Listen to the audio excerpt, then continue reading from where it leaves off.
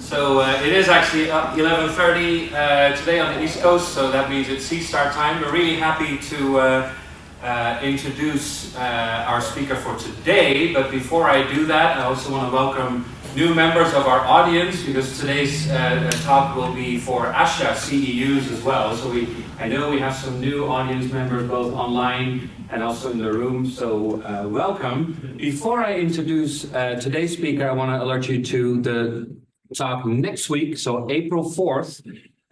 We'll be listening to Jian Li from Purdue University, and she'll be talking about syntactic priming in aphasia. So I hope you will all join us again for that talk. That one will not be for CEUs, but today's talk is. So it's a great pleasure to welcome Professor Katie Strong to USC. Katie is an associate professor at Central Michigan University in the Department of Communication Sciences and Disorders, where she leads the Strong Story Lab.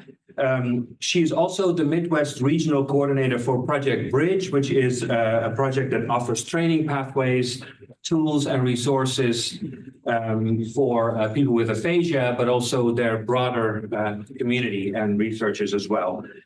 So patient engagement is something that she's very strong in. Her research uses qualitative methods to explore how clinicians can support people with aphasia to rebuild their identity and improve their quality of life by co-constructing stories about who they are and will be. Dr. Strong is an Aphasia Fellow and also a Tavistock Distinguished Aphasia Scholar and a regular host of the Aphasia Access Conversations podcast. So she may not be new to any of you, but I'm still introducing her and giving her the floor.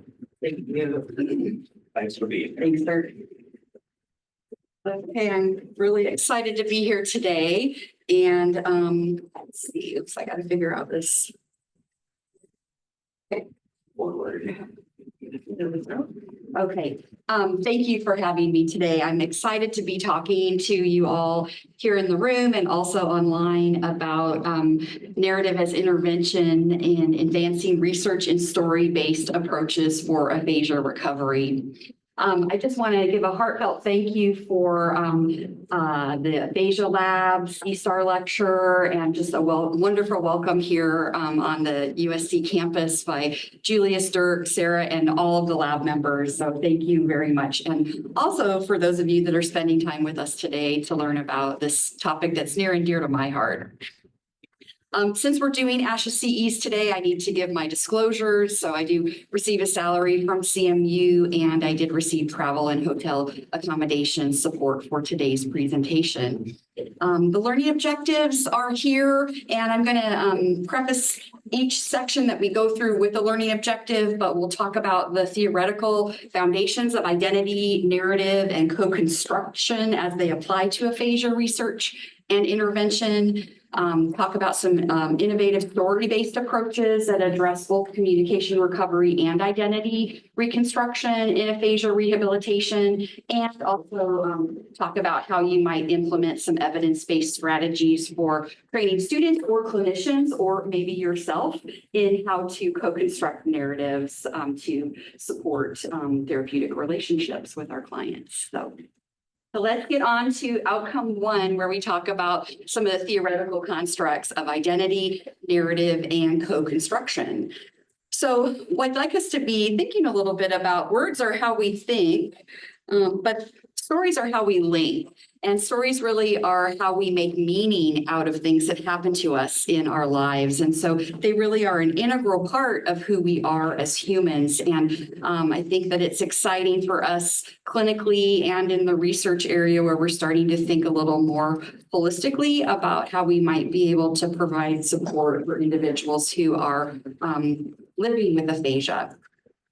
There are three concepts that I'd like to start off the talk with to give you an idea of some of the foundational interrelationship key concepts related to the work I'm speaking about today. And that's identity, story, and social co-construction. So if we look at identity in particular, that can be a really deep and theoretical topic. But I think if we think of this as who we are, where we're coming from and where we're going as a way to have us think a little bit about what identity might mean. It'll help us to see where we're headed with the work I'm going to share with you. The thing about identity is that it's not something that's stagnant. It constantly evolves as we go through life. And we have lots of different identities or ways that we define ourselves or me, the roles and relationships and interactions that we have, different things that happen in our life or biographic particulars, where we are in culture, all kind of form who we are as individuals. My role here today as a lecturer, later on today as a friend, a daughter, all of these different pieces make up various identities that contribute to who I am as a person. Story is another concept that's integral to the work that we're talking about today. And we really are, just as humans, we are story makers and story receivers, and story is just such an integral, fundamental part of human identity. And they shape who we are, as other people view us, as how we view ourselves. So the stories that we tell ourselves can really influence how we view ourselves and our self-perception. When we talk about having serious illness, something like us having a stroke or living with aphasia, which is what we're going to be talking about today, can really necessitate an opportunity to create new stories.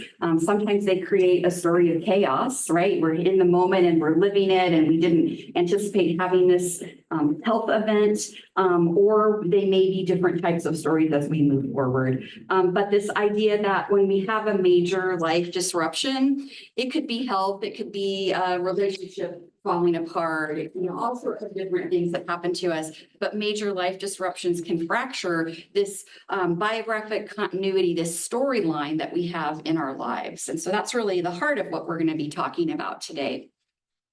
Narrative happens on a continuum, and there are lots of different shapes and sizes of story.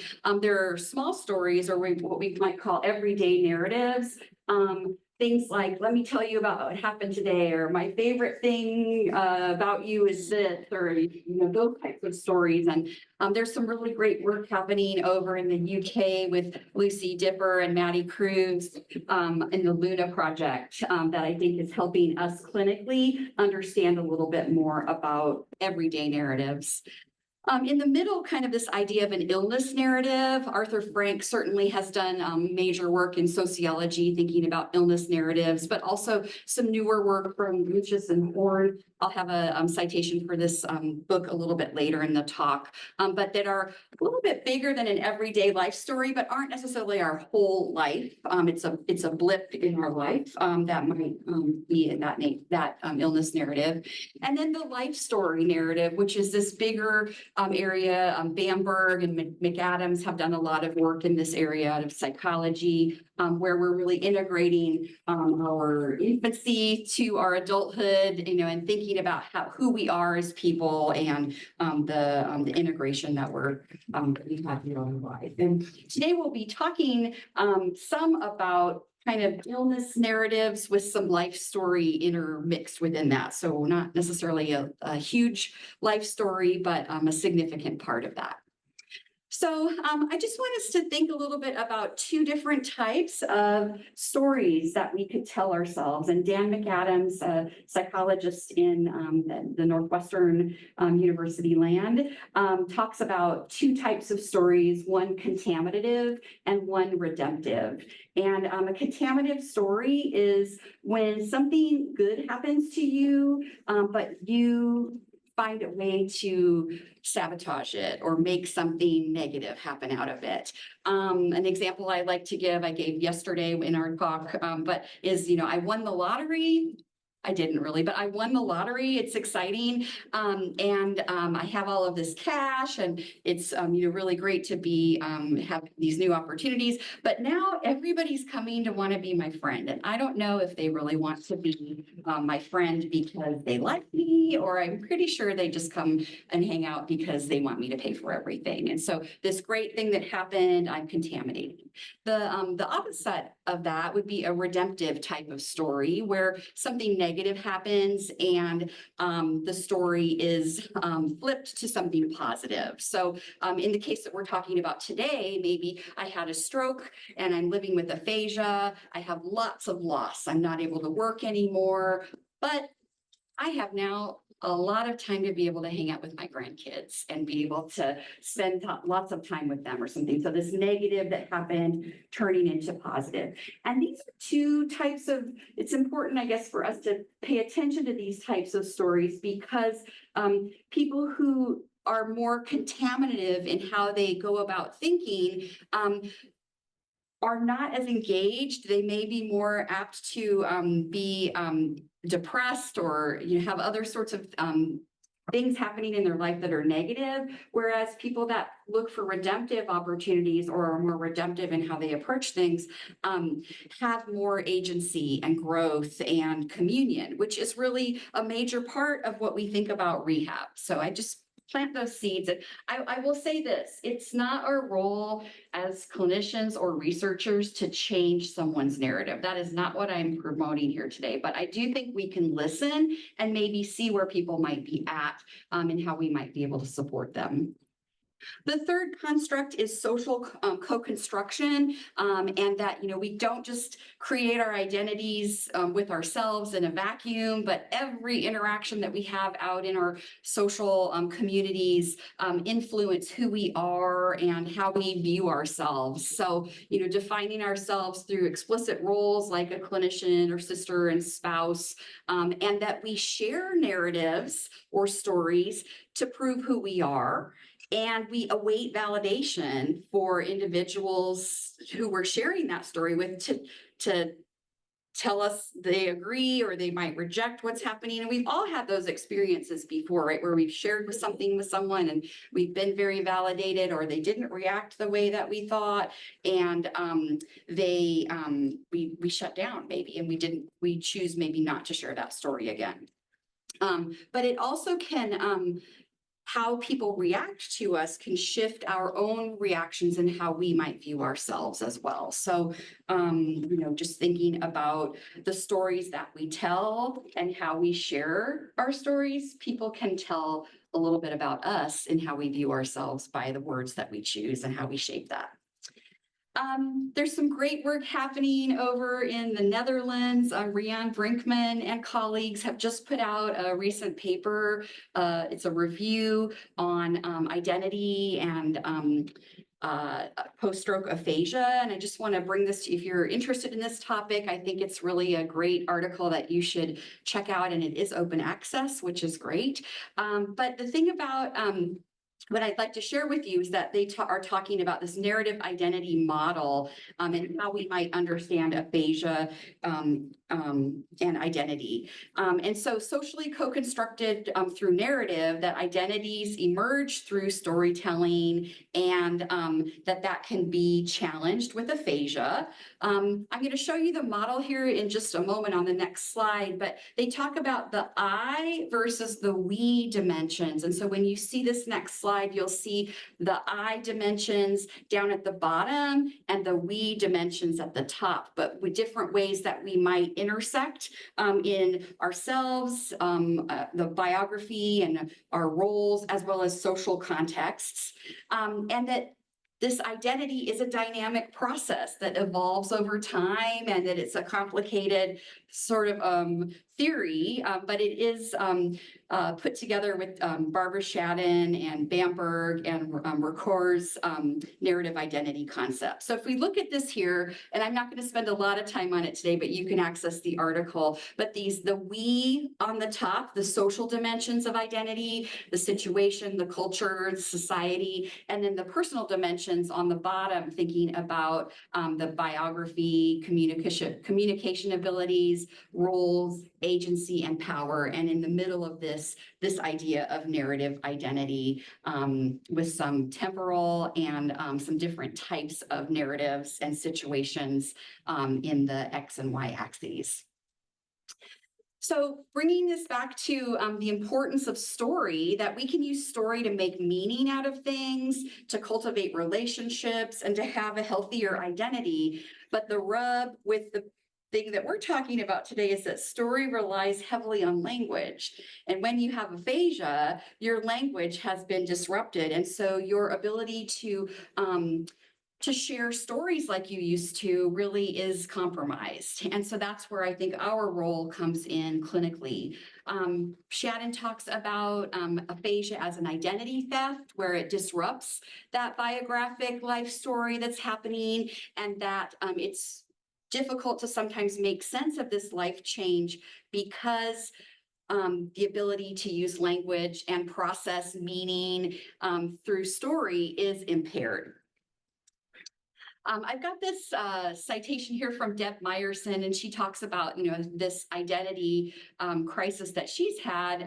She's created this new nonprofit, Stroke Onward, which is a really great resource if you haven't heard of it before. But she talks about this, strokes don't just create physical and mental disabilities, they can also steal our identities.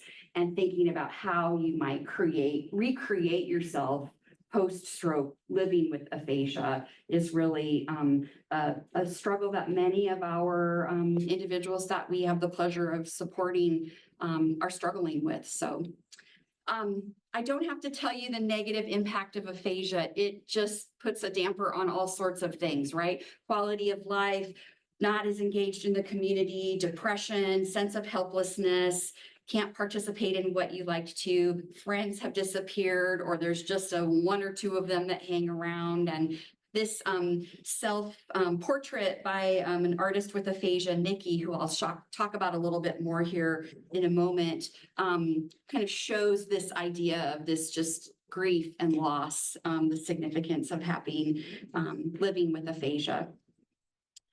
The good news is that within the STEP psychological care model that's used in the UK and over in Australia, what they talk about with this is like the different levels of care. All stroke survivors should have access to level 1 care. And that as the tier goes up, there's more skill and maybe less individuals need the more structured type of care that is at these other levels. But at level 1, things like being engaged in support groups, connecting with other people who have had the same issue with you, getting patient education, learning about what's happening with your stroke, all of these things. That story work actually has been identified as one of these level 1 interventions to address depression in individuals with aphasia. So what that means is that we can work on supporting communication and targeting quality of life within the same sort of intervention. Stories are important because they provide an opportunity for reflection and connection. And oftentimes I find that the individuals that I work with don't always have a lot of time that's guided to support them in reflecting about what's happening to them or what has happened to them or thinking about the future. And so this space that we're going to create to support them in story making can offer some really valuable opportunities for reflection and making sense out of what's been going on to help them integrate the past, the present, and the future, and maybe view their experiences a little differently.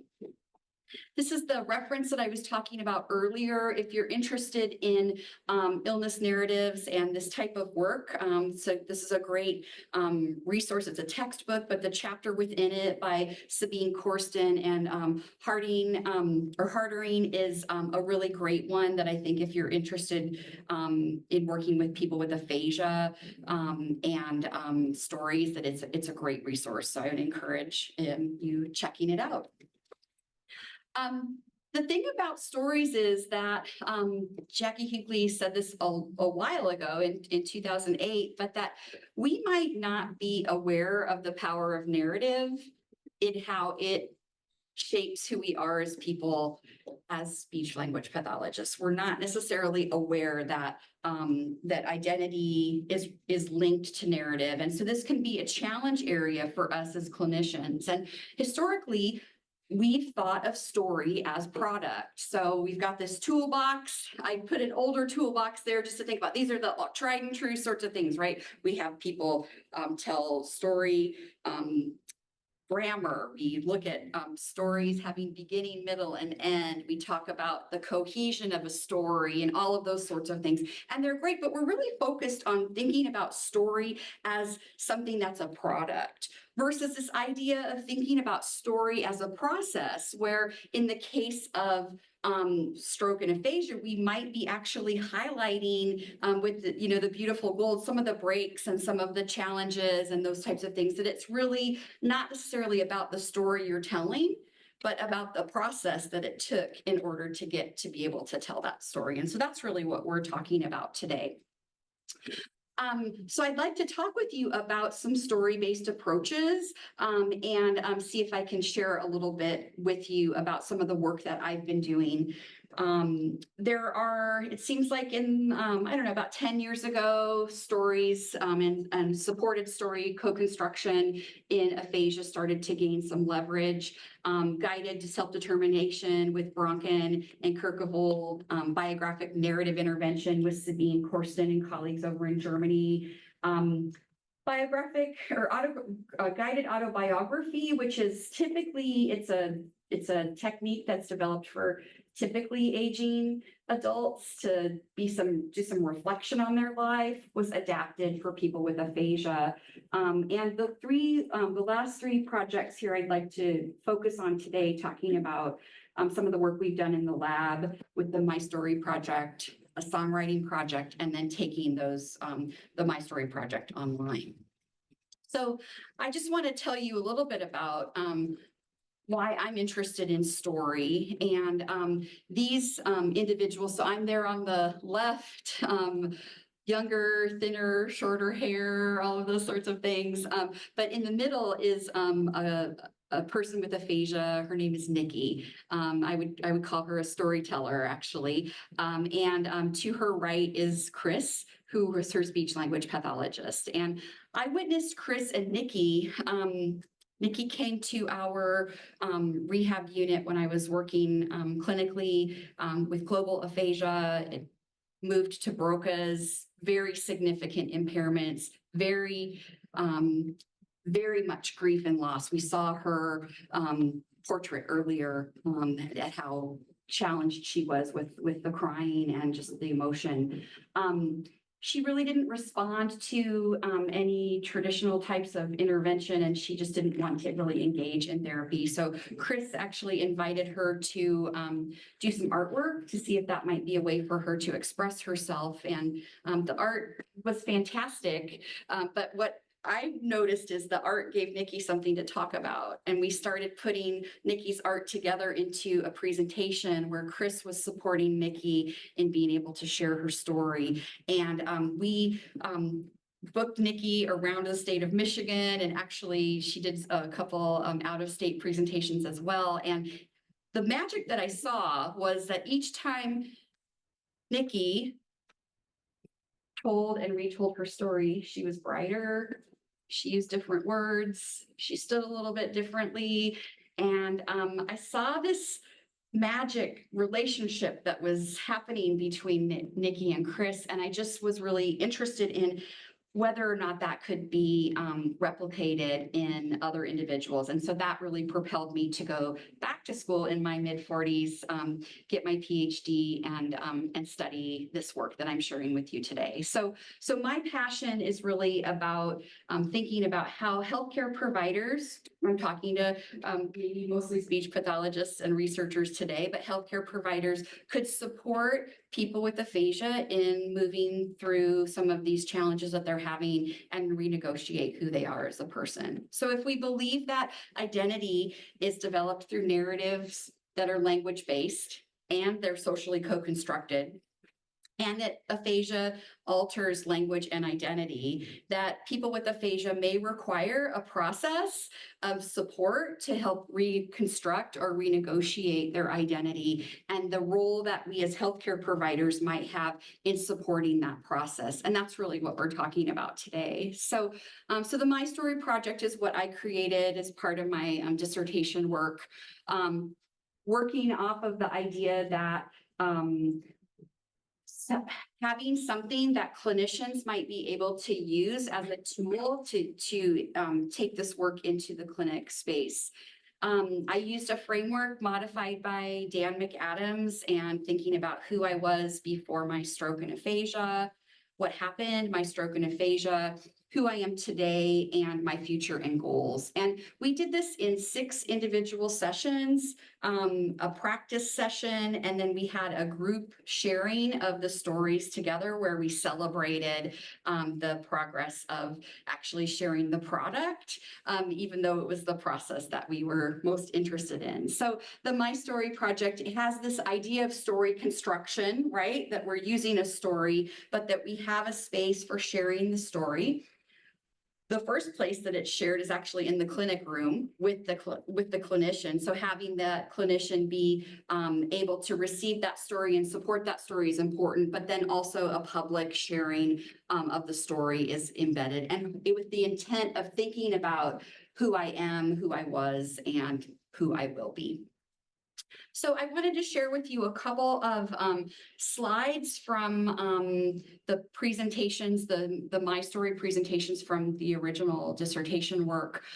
We use PowerPoint for the story sharing. It's free. Everyone has access to our Google Slides or those sorts of things. So I took 2 storytellers and just wanted to share with you a little bit about some things that they talked about in their story. So this first one was a boat builder, and it was really important for him to showcase he built a number of boats, and the process was really important to him. And you can see that craftsmanship and detail is really an important part of who he is. And then also the use of participation of, the boat in the water with family in the boat and all of these sorts of things. And this was a really big part of his life pre-stroke.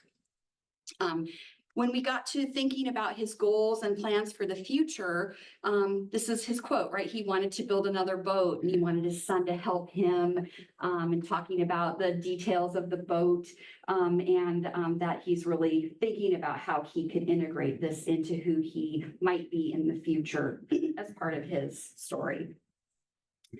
We'll flip over to the daredevil. So we've got the boat builder and we've got the daredevil. And this individual, this storyteller, was like made for speed. He liked to race motorcycles. He loved to fix them. He worked as a mechanic. Engines and going fast was a big part of his life. He also, as a younger person, took a bike trip on a 10-speed or 20-speed or whatever around Lake Michigan, which is a pretty big undertaking, which was a really important part of who he was. And his future and goals that were talked about during the session, the co-construction sessions, were really he wanted to ride a motorcycle again. He had his eye on this TerraTrike bike, and he thought if he got the TerraTrike, he might need a shed, and he really wanted his right hand to start working again. So thinking about the experience that the storytellers had in some of the qualitative interviews post participation, we talked about the idea of having fun, that this was a very relationship-based experience. It was emotional, but also it was a lot of fun. And this idea of having space for reflection or providing perspective is important. They also talked about the value of the clinician, the partnership, that the person with aphasia had the experience of their life, and the clinician brought their experience in facilitating, negotiating identity and communication, and they provided lots of organization for this. So I like this slide.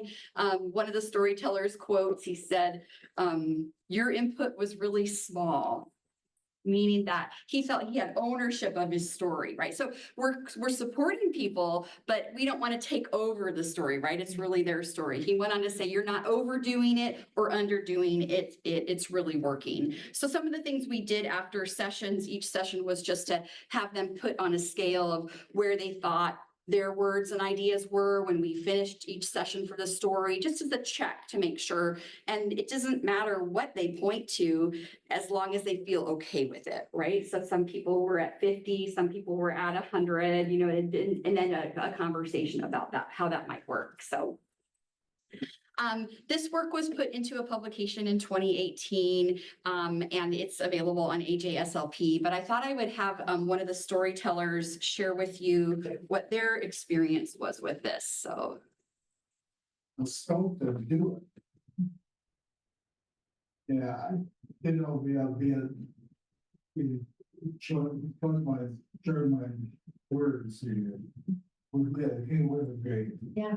No, I love that. All the things is blown my mind. That's the main story. No, not the story, just not the story. My story is just a story. My life, but the whole thing we did there, it changed my life. I'm really good. Yeah. So this storyteller really kind of gets the process part of it over the product, right? So it's my story is just a story, you know, it's not whatever, but what we did here was really impactful for him.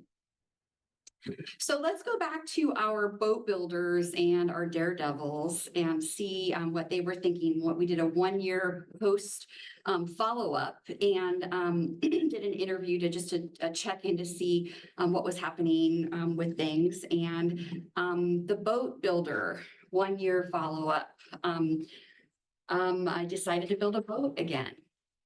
He wasn't doing it with his son, but he had the plans in his head and he was, you know, thinking about actually building this boat, which is pretty exciting. The daredevil got his terror trike, right? And the shed, right? And so there's something, this idea of like, saying goals out loud and writing them down, that is pretty powerful in sometimes making things happen. And I'm not saying the story product did this. I'm just saying that, wow, this is pretty cool. And just since we're talking about life participation.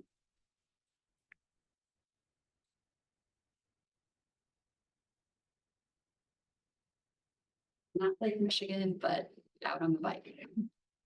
Talking about identity. Okay.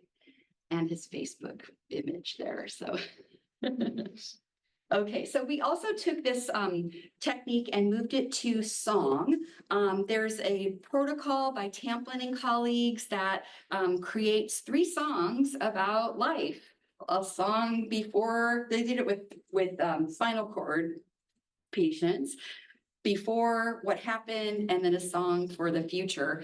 I read about the article and thought, ooh, I really need to do this with the My Story project. The caveat was, though, that Tamplin and colleagues said they didn't think it was actually doable with people with aphasia. They thought it was contraindicated because, well, they just said they thought it was contraindicated. And so I thought, well, I'm not sure I agree with that. I do agree that you have to have enough comprehension to understand what we're doing here, but I don't think that we need to necessarily just, I don't know, exclude individuals with aphasia from this engagement. So we did the project. We partnered with a music therapist and did the protocol exactly like, or tried to do it exactly like the music therapist had. It was, we might like a little more time to be able to do this in the future, but we created songs and had a release party afterwards to celebrate the songs and all of those sorts of things. And, you know, thinking about song 1, song 2, and song 3. The songs are really powerful. I don't have time to share them with you today, but I have a couple of things that I'd like to share.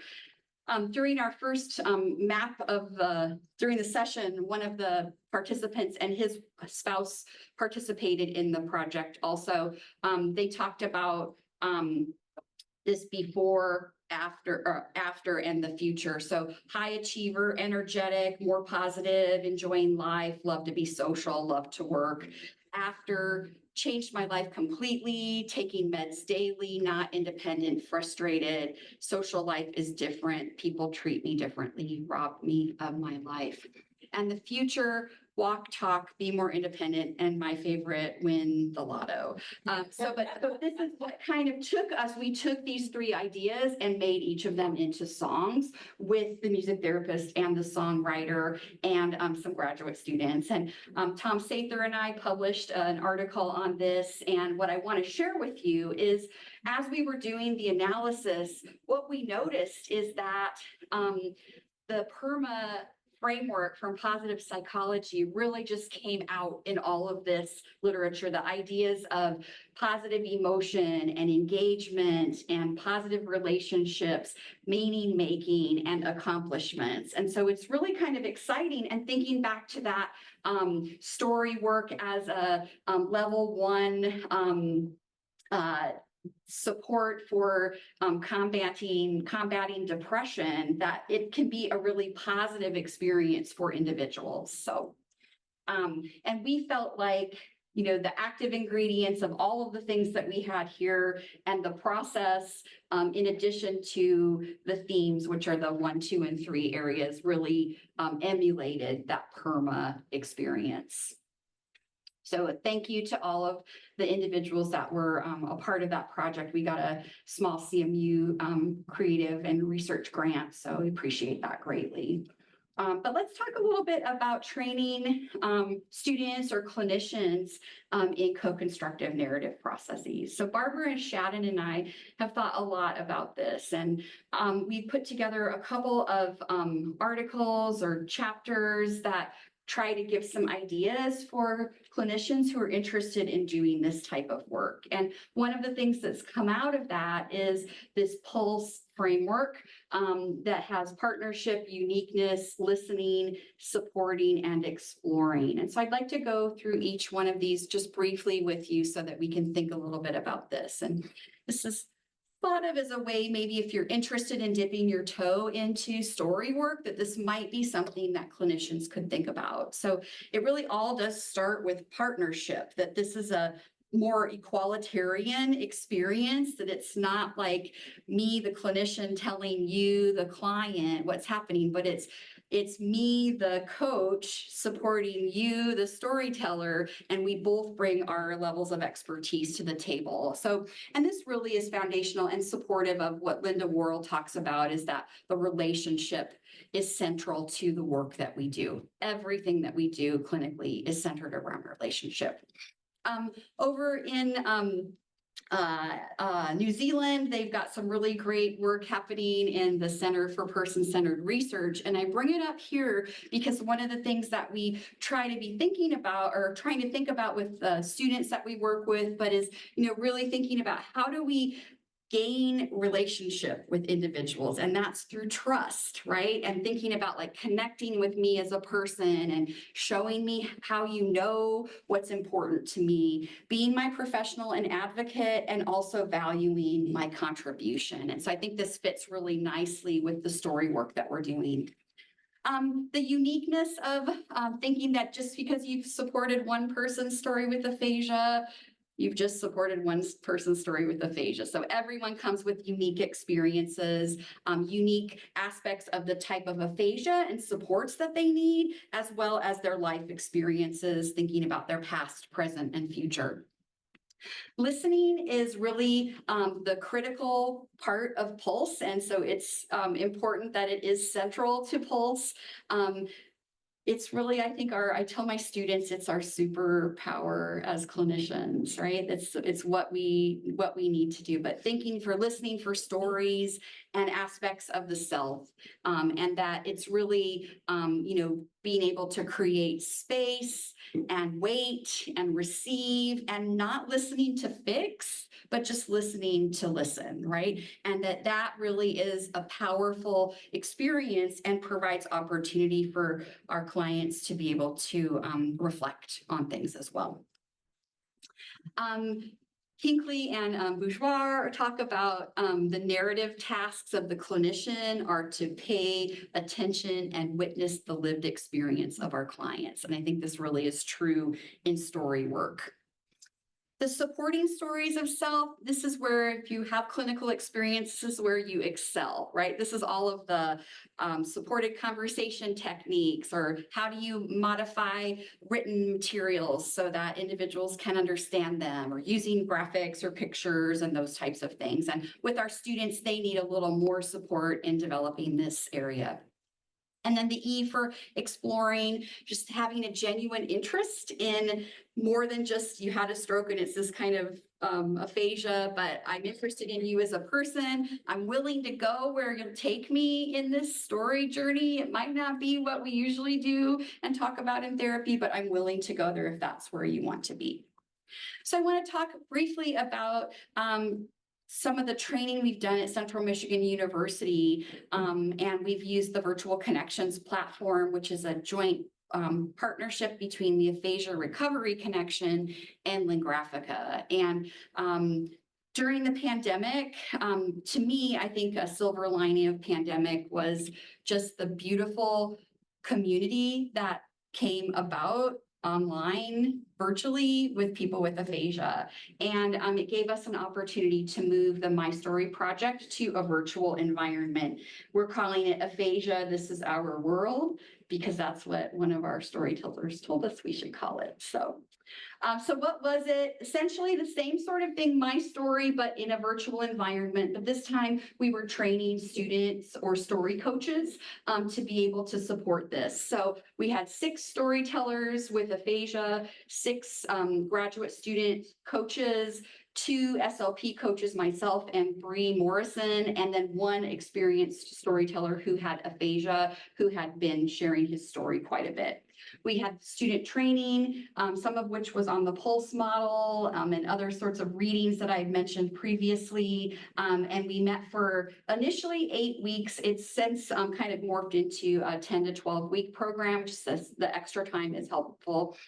Everyone who participates, storytellers, coaches, have homework between sessions. And I'll tell you this, I think the homework hit rate for this type of work is higher than I've seen in other types of clinical work that I've done, because it's so integral to the person whose story it is, and they're basically telling what it is that they're wanting to work on. And so, finding the pictures or talking to an individual who needs to give them more information is helpful. And then we presented the stories, again, celebrating the stories, first in the small virtual group and then in a larger setting.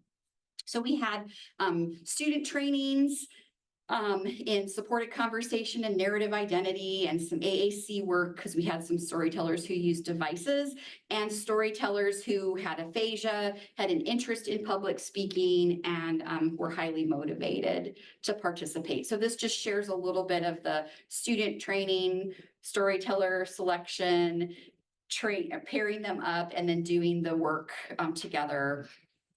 Stories presentations for practice, kind of a dress rehearsal in the small group setting online, and then a large experience called the member spotlight, where we had anywhere from 40 to 100-ish people online, all with aphasia, celebrating the storyteller's experience. So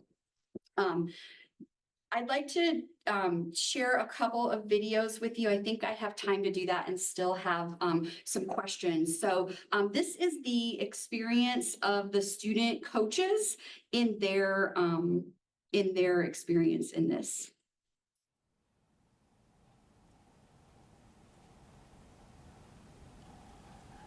I had the privilege and honor of working with Tom, who wanted to write down a story and share with these individuals who were experiencing the same highs and lows of the aphasia journey as he did.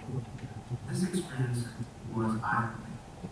It really enhanced my understanding of working with clients with aphasia and the importance of storytelling. I also had the added benefit of finding a new friend in Tom. I have the pleasure of being here at Uncle Sherry, where together we co-constructed her story. During this time, I was able to learn from Sherry what a textbook could not teach me, and that's the perspective of one stroke from a stroke survivor and a person with aphasia. This was a new perspective for me, and I'm grateful to Sherry for teaching me that. I got to see individuals support one another in some of the most vulnerable times by sharing their aphasia journey. I also got to witness them then present their journey in a bigger scope to more individuals to support and advocate for one another, and that is just something I really can't put words into on how much it's changed me as a person. I had an amazing experience as a student clinician and worked with an inspiring individual named Chase. Through my experiences with Chase and the others in the group, I was able to learn so much about aphasia and the individuals themselves. Every night I left our meetings inspired by these individuals and by their stories. Working with Chase, I learned more about how to help individuals with aphasia and tell their stories in a way they want to be heard by the world. Aphasia, this is our world that inspires me to be a better clinician, and is an experience that I will keep with me throughout my career. I think some of the takeaways I take from that are that students are seeing their clients as people. We hear a little about relationship and using the word friend later. I mean, there some different sorts of things that are happening within that. And yes, there is our pandemic picture from right in the middle of all of it. So we should be able. Okay, so this next video is from the perspective of a storyteller, and so she's going to share her experience and some advice that she has for clinicians who are interested in doing this kind of work.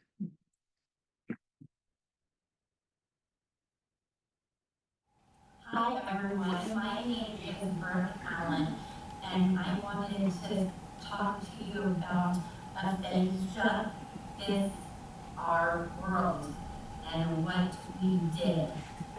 First of all, I was so impressed that they asked me to participate.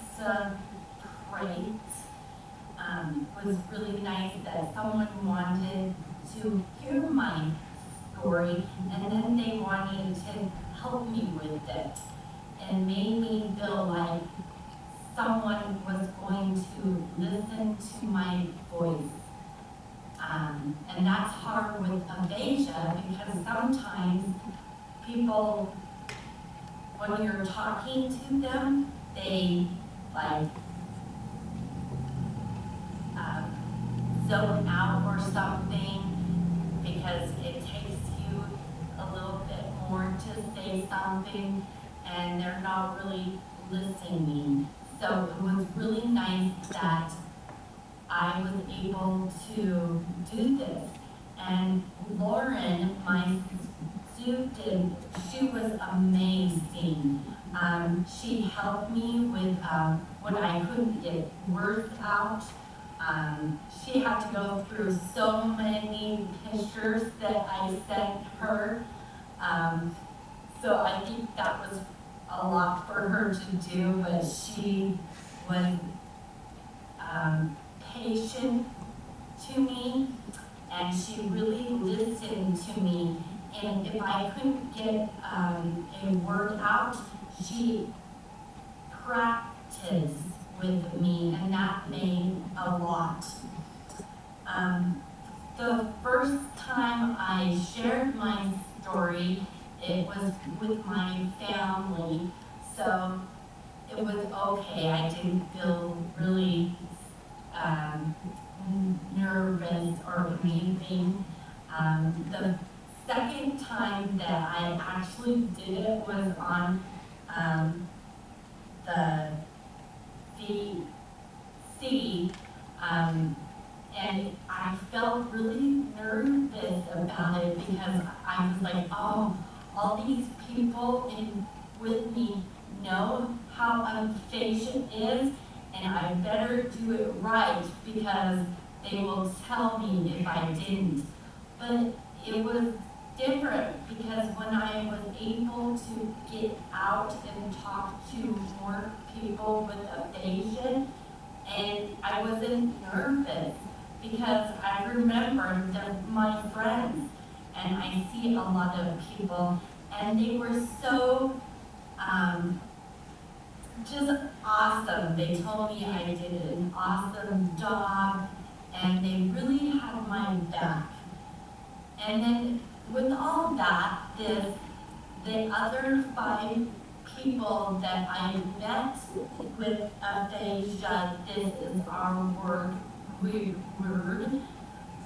meet every month and we talk about stuff, and I just have so more friends because of that, and close friends because they understand what we're going through. I think if a speech therapist wanted to do a story with their clients, they really need to listen and make sure that they give them positive feedback, because that's what Lauren did for me. And I think if they do that, it will make it even better when the client can do that. That's all I have to say, but I would love for anyone to do this, because I think once you get your story out, it makes you say, oh, look at what I did do and where I'm at now. And remember, aphasia will not stop us. Bye. So she's certainly endorsing what we did, but I want to make a couple of notes about this. One is she mentions this group. So the 6 storytellers in our initial group actually started meeting monthly after the sessions were over, because they have this tight community. And then since then, every group that we've had, they figure out who is in that group and they have them join this group. So it's not allowed, we're not allowed in it as researchers or clinicians, but I will say that it's a pretty positive experience. And Brooke talks about the importance of listening, right? That central pulse model where being heard was really validating for her.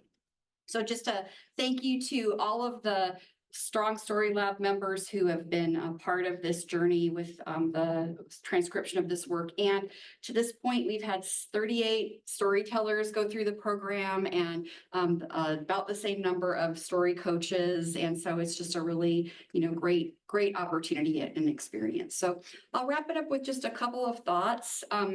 Erin O'Brien and I recently wrote an article. It's a clinical focus article for perspectives in ASHA that talks about some, if you're interested in doing story work, some tips and techniques on 3 different story programs that we have done together, and also tying it how to write goals that are centered around the life participation approach, or the AFRAM model, as well as ways that examples for writing up for SOAP notes and for billing codes and things like that as well. So we've got some, have some great platform, but we also have some work that's left to do. I think that, training practitioners and students is a key element of that, but also thinking about how story might tie to mental health outcomes as well is an important aspect of that. We've got a group of us that are meeting internationally that are interested in identity. Some of us are going to be presenting at the Nordic Aphasia conference coming up in June, but it's great to be able to see this. And some of them are actually doing some My Story work over in their countries as well, which is great to see. So I'll just leave you with a couple of thoughts that here's Nikki with a post portrait composed, but that story can be transformational, and they are the bedrock of making meaning out of life events, and that the process and the outcome or product are equally important. And just beware, I think that Lauren said it in the video, it's changed me as a person, right? This work can not just only impact the storyteller, but also the coach who's providing it. And I think that SLPs are leveraged really well to be able to do this type of work. So thank you. I appreciate this. I think we have some time for questions, but the most important question is, how do I get CEUs for this? So if you're here to get CEUs, you need to take a picture of the QR code or go to this link and complete the survey within 48 hours of today's talk. So. All right. Thanks so much. As usual, I'd like to go to questions from the room first, if we have any questions here. And give everyone an opportunity. No questions from the room. We do have questions online. Okay. So one question that was really pertinent also to the video that you Yes. showed Yes. of your students is from Lindsay Cater. Okay. She says, thanks, Katie, for a thought-provoking talk. I've been thinking a lot about the best way to train graduate student clinicians in some of these aspects of working with persons with aphasia. Curious to hear what concrete strategies or training tools you use with this generation of clinicians to build the trust and provide time for persons with aphasia to open up on their own time. I'm thinking about this specifically for first-year students who are navigating how to effectively communicate with persons with aphasia and getting them comfortable in the uncomfortable. Any additional resources you are willing to share would be greatly appreciated. Yeah. Great question. This is the question, I think. So we use some of the readings that Barbara and I have produced as concrete ways. We have actually I use some video examples of me doing story work, and then we're looking for pulse elements within the videos and talking about what could be better, what were missed opportunities, what were really great opportunities. And we have there's some other identity readings as well. And I guess was it Lindsay? Is that the name of? Yeah. Lindsay. I'm in the process of putting forth a manuscript that has some more details about this with regard to the students' experience and thinking about putting together a model, because it is so very much embedded in counseling and being able to feel uncomfortable. And the students talk about, like, there's, yes, the training, but also sometimes you have to just go through it in a supported way to feel uncomfortable, to be able to see on the end of it how then you can do that in the future. So it's coming. And if you have ideas or want to partner, Lindsay, reach out. So great. Also, we have a comment from Barbara. It just says Barbara, so I don't know if it's the Barbara. It probably is the Barbara Shannon. She said she was going to come today. Katie, I was 10 minutes late actually listening to the talk because I was unexpectedly living what Katie has been talking about. This is a long story. My gutter cleaning guy was leaving and asked what I did for a living, which led to him sharing he had a stroke in 2015. 20 minutes later, he was sharing his story of before, during, and after stroke, including amazing metaphors of what aphasia and memory challenges feel like and how it has changed him in ways he still struggles with. What amazing timing, and what validation of Katie's thoughts about the impact of aphasia on identity and the crucial role of stories in the process of reconstruction and negotiation. I plan to follow up with him to make sure he has ways to share his story and his insights, but I thought you all would appreciate how very real all of this is for us as SLPs and for us as humans engaging with other humans along the way in life. Thanks, Katie, for clearly establishing the importance of story and ways we can engage. Thank you, Barbara. I had written a question as well, Okay, yeah. to get things going. Sure. So I was wondering, as you were talking, how important, and first of all, I love the multidisciplinary work and also, all of this. How important do you think the audience is for the storytellers? Yeah. Is there a difference in a one-on-one situation versus in a group? And if so, what's an optimal group size? Or is it perhaps even the case that for some people, the audience is irrelevant? Right. Yes, to all of that, I think. But I think that thinking about the audience before you start the story is part of the protocol. So think, again, because audience does matter, right? So thinking about like, who is it that we're going to share this with? So in the My Story project, we had identified audience. In the original version where I was doing it in person, we actually identified people early on in the sessions and then sent them invitations to come to so it was people that were important to them, right? In the virtual space, it was we told them, we're going to do it in this small space, and then we're going to do it in this public safe space in this virtual connections community that could have up to like 100 people or so. And so that can be, Brooke talked a little bit about how that's a little bit nerve-wracking for anybody. That's a little nerve-wracking. But I think that the audience is key. And as I said, that initial clinician is the initial audience, right? Because you're having these one-on-one conversations, and how you frame and share that is really important. And then thinking about, it might be that if they give an audience to their family versus people with aphasia, that maybe they choose to frame things differently in how they're sharing that. So I think that it really depends. And I guess I was going to say too, the daredevil that we saw here, he had pretty significant aphasia. And he actually, at the end of those presentations, I had bound the PowerPoint into a color book. And he actually used to take that out to his physician, had seen it, everyone that he worked with saw that. And so then that, I think, audience might change a little bit in how he would choose to share that interaction. So I don't know if does that answer your question? Oh, okay. Yeah.